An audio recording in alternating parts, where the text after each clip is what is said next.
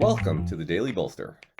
Each day we welcome transformational executives to share their real-world experiences and practical advice about scaling yourself, your team, and your business. Welcome to the Daily Bolster. I'm Matt Blumberg, co-founder and CEO of Bolster, and I'm here today with my friend Julie Bernard. Julie and I served on a board together a bunch of years ago under what I would describe as very trying circumstances. And frequently great professional friendships are forged under the circumstances like that. Julie is a career e-commerce and CMO, e-commerce exec and CMO. She has worked at some amazing retailers like Saks and Macy's, which we'll talk about in a few minutes. She is now an independent board member, advisor, and fractional CXO. Julie, good to see you. Hi, Matt. Great to be here. Thank you. So it's Friday, and on Friday we do the deep dive episodes. And I was so interested to learn some things about your background that I didn't know when I was doing some prep for this. Which is that you really started your career at Saks, and you started it kind of on the buyer side of things. Yeah. So you worked a lot of years at Saks, buyer, and then moving into what looked like sort of a technology data systems. Yeah.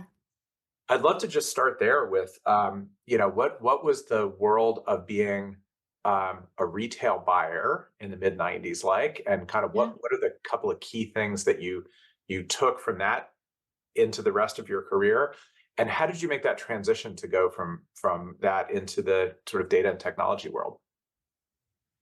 It's so funny that you mentioned Saks and that you went that far back. I often do tell people, I say I feel like I was formed during my professional career, was formed during my experience at Saks Fifth Avenue. I am going to take a moment though to say how I landed at Saks, because it's a part of this journey. Okay. I went to a college. I was studying whatever I was studying, liberal arts college, small New England school. And I was on I'm going to law school track, and I'm going to be an attorney, yet not because I wanted to be an attorney, because I wanted to perhaps work in policy, public policy, social policy, welfare policy. And also my dream was to be the presidential speechwriter. And my friends always tell the story that you would never find a picture of me back in the day before digital in college with a beer in my hand at a fraternity party, because I was worried about that future career in DC as a presidential speechwriter. And it's spring before I'm graduating. I'm a senior, and I had been working at Saks Fifth Avenue in one of their small stores in Southampton, Long Island as my summer job throughout college. And it was also at Christmas, they would let me work. At Easter, they would let me work just to make money because I was paying for school. And I was in the lunchroom, the break room, with the store manager of that store. And I said, oh my gosh, I'm exhausted by college. I don't want to go to law school in the fall. And I had one of these moments. And it's one of my first moments of impact, where he said, so don't go yet. Just defer it a year. And I said, what do? I have to make money. I have debt. You have all these moments of the frenetic energy of a 21-year-old. And he said, well, you've been working here for the past 4 summers. You would easily be accepted to the Saks Fifth Avenue training program. So I applied to Saks, Macy's, and Bloomingdale's. And I got the offer back from Macy's first, $17,500 a year. Then I got the Bloomingdale's offer, $18,500 a year.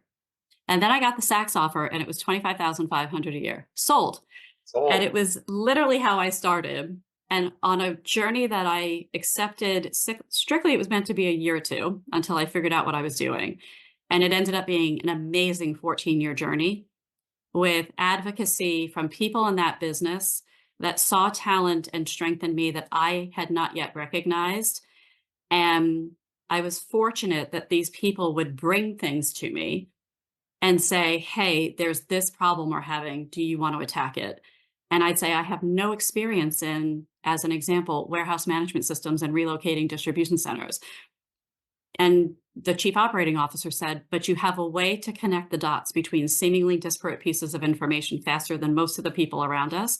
And we'd love for you to go with this team, assess the situation, and come back and be a part of the recommendations of what you saw and what you think is going wrong. And it was in that experience where I remember thinking, literally, I know nothing about this. And he looked at me in the eye and he said, just say yes. Just say yes. You can do it. And my entire 14 years, rather than go through the nonlinear and how I went from merchant to then into planning and then into, there was always something And I would have someone come to me and say, we believe you have the ability to help us work this through. So we stood up the first merchandise planning function. It was very early in those days in the retail industry. We had Deloitte as a partner recommending it. And it was, okay, will you be one of these merchandise planners? All right, I guess. I know nothing about that either. Remember, I was going to be a speechwriter. I wasn't focusing on economics. And so some of those different things, but it was really through these moments of people recognizing early talent in me that I didn't necessarily see, that I would just say yes and figure it out from there.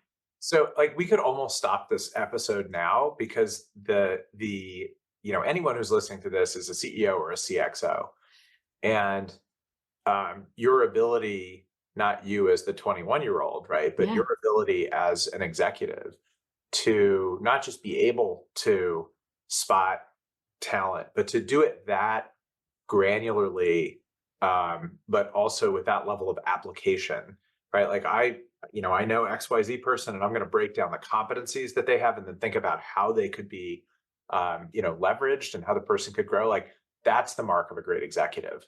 So Yeah. you were fortunate that you had some of those that were, above you at Saks. That's And great. they were modeling that behavior, and they were also giving me the freedom to problem solve.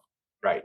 So often we're great as executives of having a bit of the narrative about empowering our people and all of those different things. Unfortunately, too often, I think we can all, if we're honest, say that we don't always see that in truth.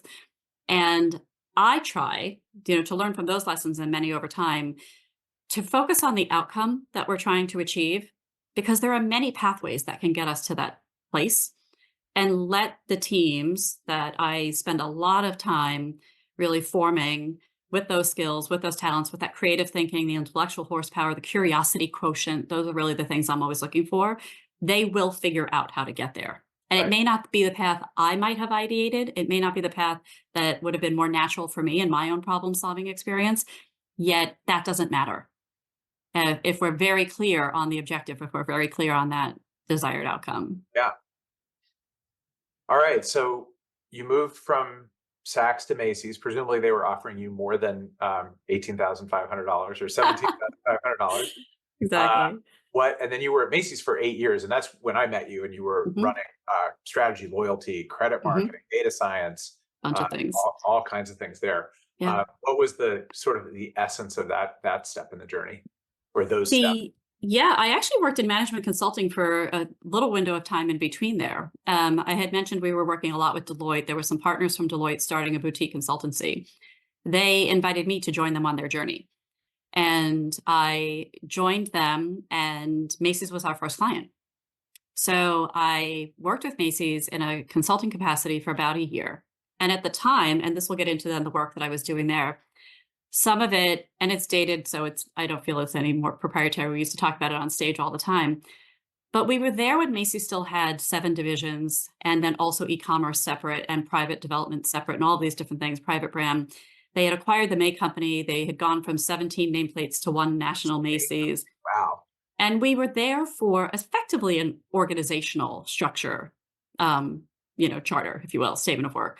And I remember meeting with a bunch of senior executives, and I said, it's a shame that you have us here spending all this money for org structure, because you know the answer. You know you need to consolidate this. This does not work on 1,000 different reasons we don't need to get into.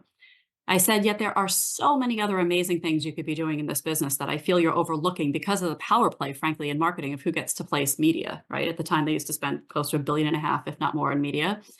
So it's really an org structure power struggle kind of a conversation we're happening. And I was challenged by one of the people in the room, and they said, well, give us an example of something you think we're missing. And I said, okay, well, again, I was consulting. I said, you have a database with 55 million individuals, 44 million households, and you already have your online and offline data harmonized into a single record, a single understanding of that consumer's behavior, browsing and purchase, and all the different dimensions that go into that. Well ahead of anyone else doing this. This was 2007. You deserve enormous credit for that. Yet you're doing it to optimize your direct communications, mostly exclusively for direct mail and email. And yet you're sending 2 billion pieces of direct mail a year and 4 billion emails to that file. And it was actually only 17 million in the email file at the time. And I said, so you're bombarding the American public with direct communications. You have a statistics team modeling something. I don't know what they're modeling to optimize anything because you're sending almost full file multiple times a week. Imagine if you stepped back from that and think and really thought about those data and the insights that could truly be gleaned from them to impact the business in far more strategic and tactical ways throughout the whole organization.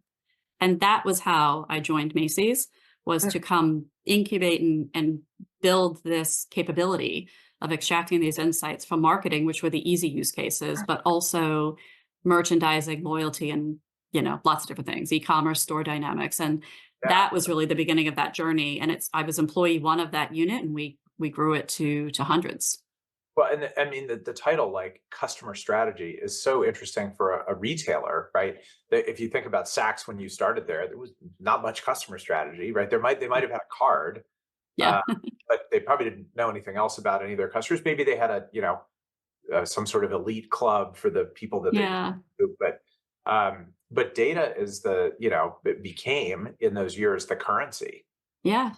And when you got all the data, it makes sense now that the Yeah. breadth of things that you ran there. It's interesting though, Matt. I've been thinking about this a lot lately because in my own career, I've almost become known for that period of time. Data-driven everything. I could tell a stat and tell a story around a stat and a whole bunch of different things all day long. And there's a lot of that. Yet I feel we've gone too far into some of that narrative around the data and the insights, and we're forgetting the human essence piece of how we feel when we experience brands, when we experience their products, when we experience their services, when we interact with them.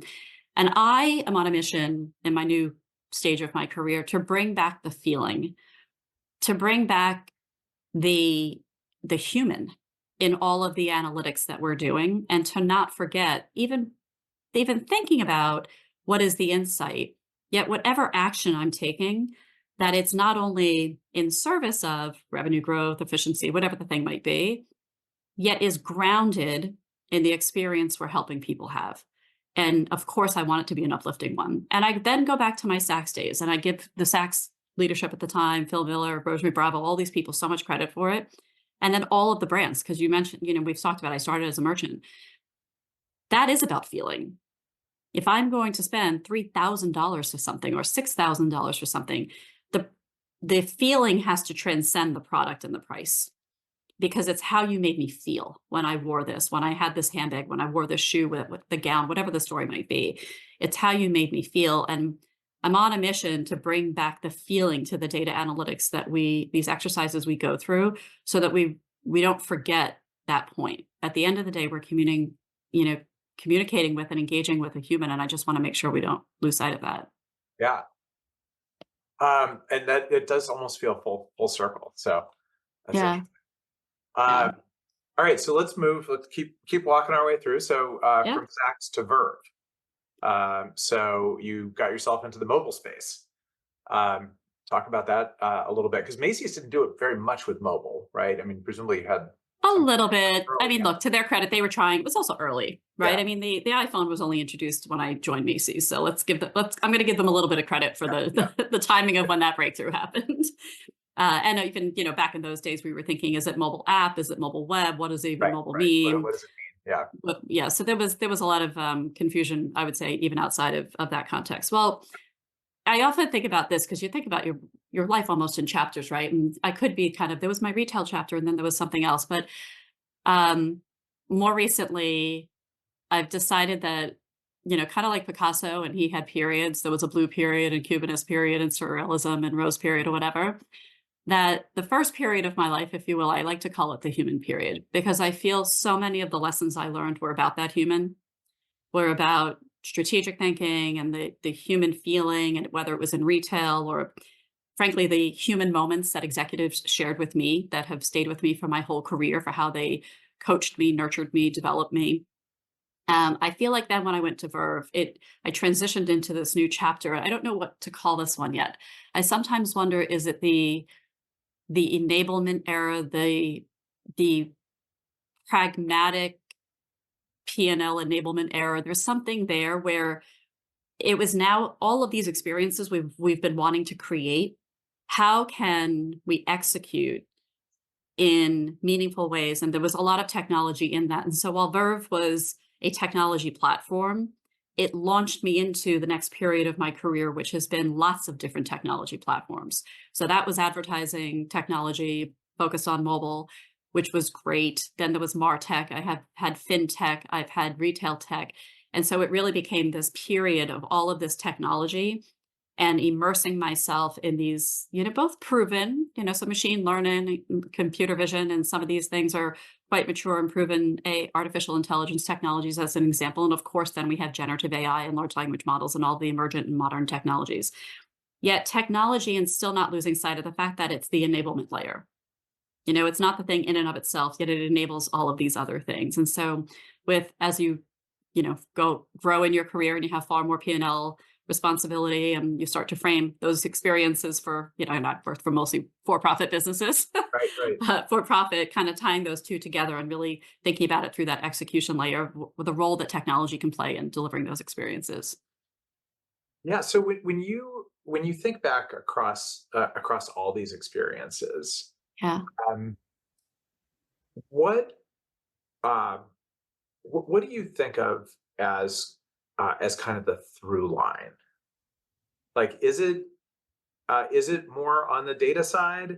Is it more about emotional human connections? Is it a little bit both? Is it something else that's an abstraction on top of both of them? It's probably a merging of both, because I do like to ground myself in facts. I'm a lifelong learner. Um, in fact, just this week I learned a new word and I love it so much because it captures me. It's a Japanese word. I don't know if I'm pronouncing it correctly, so I might embarrass myself. I think it's sundoku. Sundoku. It's the idea that you have a lot of books, but they sit on a shelf.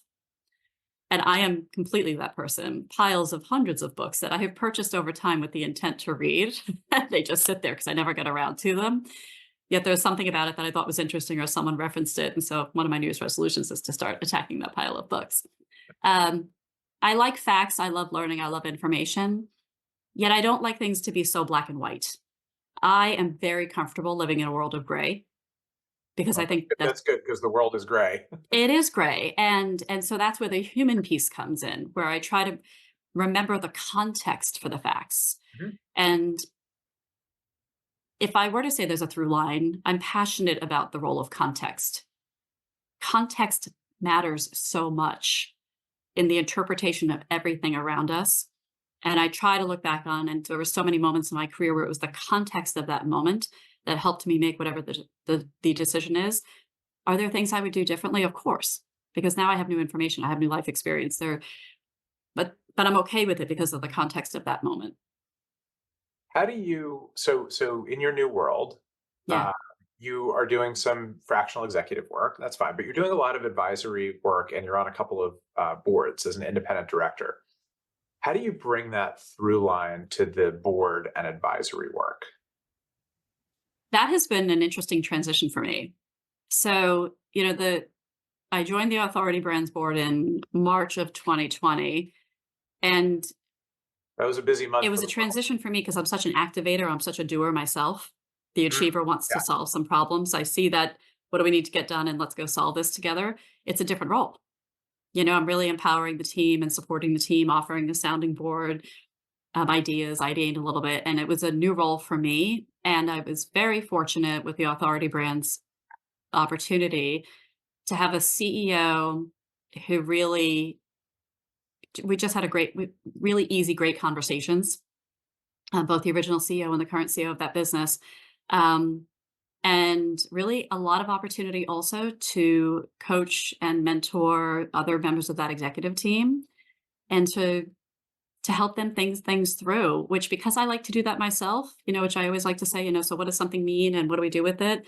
It has been a nice transition, yet you have to really remember the role that you're playing in supporting them versus you trying to execute. So that was definitely a muscle that had to be um, worked. It was different for me. Yeah, and I mean that is one of the things that that new board members or first-time board members have to get good at is real. And Yeah. actually, I think it's one of the reasons that being on a board is a lot of fun. It's not actually your problem. Yeah. It's the company's problem. Yeah. You don't You have know to what's go. interesting thing though? I also love winning though. I'm not gonna lie. Competitive, it makes it sound like, oh, it's all like, hugs and kisses all the time. I do like to win. There's no question about that. And so this particular business and the team I'm thinking about in particular has had some really amazing accomplishments in the past 3 or 4 years. And so I kind of get a thrill from that as well. Yeah, Yeah, seeing that happen. It's exciting. yeah. Um, and how often are you? I mean, again, if you look backwards at your career, it's so much about digital transformation, right? Mhm. Digital transformation, mobile transformation. Um, how much of the advisory work you do is around that, or is the world just sort of past that now, and you're now looking forward as opposed to trying to pull older brands forward? Definitely looking forward. And I have also found that marries my spirit better. I've always been one when people say, "But we tried that before," or "We did this once." That's exhausting. Right. Stop it. Stop it. Stop doing that. I just want to say that to people all the time. It doesn't serve you, and maybe the strategy was great, but you executed poorly. Maybe the context was wrong. Maybe it was a great idea at the wrong time. All the different things. And so let's just stay in the moment we're in and move forward. And I think of it less about digital transformation and more about building. So what are we building and why? And what do we need to do to build it? And I try not to just follow formulas and playbooks. I think that might be something that differentiates me from others who have a structure and a particular framework that they come in with. Yet I really like to assess things and information for their uniqueness and craft solutions that are uniquely appropriate for that particular business, that founder, that entrepreneur, that CEO. All right, last question for you. Talk about your work as a fractional executive. What do you love about working in that capacity, and what do you not love about working in that capacity? First and foremost, I love the freedom and the independence. It is for me framed through a new chapter in my life, back to my chapters in my book, about priorities. And I don't mind sharing. I'm someone who has had cancer twice.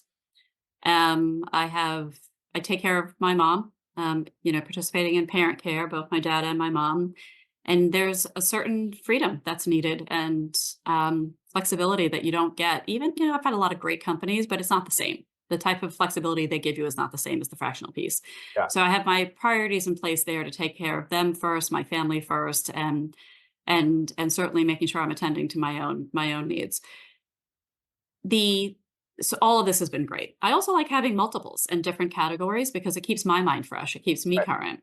What I would say though, the tough part is there are things I can't do. And I had one client, I love to tell this story, and we were doing a bunch of work, but one of the outputs was going to be a new website. And there were a couple things in particular I just cannot do. I'm not a back-end developer, and I'm not a graphic designer. And in particular, I'm not a motion graphic designer, which is what we wanted for our homepage experience. And I remember speaking to the CEO and founder, and he said, "But so-and-so who introduced us said you do everything." And I said, "Okay, well, that's lovely that he said I do everything, yet I don't actually do everything." And having to source talent has been difficult. So I've learned through that process that you really have to think about that ecosystem and that network of other people who can bring the strengths and skills that you need to round yourself out for things that may not be your personal superpowers. So that has been difficult, but now I'm 4 years in, and so I have my baseball team of people that play first and outfield and Right. all the different things. It took Well, a while to solve. yeah. I mean, I think that encapsulates the pluses and the minuses of fractional work. But more and more Yeah, people are doing it, and you're a great example of that. So, yeah, I love it. so I think we should wrap it there. Julie Bernard, you are an extraordinary executive. Such a great range of experience over your career, and I really appreciate you sharing your insights with us today. Thank you so much. I appreciate it, Matt. Thank you.